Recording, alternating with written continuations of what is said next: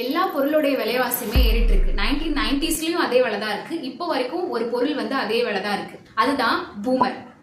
இந்த பூமருடைய பிரைஸ் வந்து 1990ஸ்லயும் 1 ரூபி தான், இப்போயுமே 1 ரூபி தான்.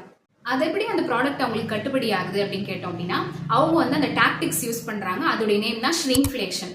ஷ்ரிங்க்ஃப்ளேஷன் அப்படின்னா, இப்போ நம்ம ஃபர்ஸ்ட் ஸ்டார்டிங்ல ஏதாவது ஒரு பொருள் வாங்கணும் அப்படின்னா ஃபர்ஸ்ட் பாக்குறது வந்து அதோடைய பிரைஸ் தான். ஆனா இப்போ இதுல இந்த ஷ்ரிங்க்ஃப்ளேஷன் யூஸ் பண்றது படி அதோட குவான்டிட்டியை வந்து குறைக்கிறாங்க, ரெடியூஸ் பண்றாங்க, பட் பிரைஸ் அப்படின்றது ரிமைன்ஸ் சேம். ஸோ இந்த டாக்டிக்ஸை யூஸ் பண்ணி தான் இன்னுமே பூமர் வந்து ப்ரொடியூஸ் பண்றாங்க.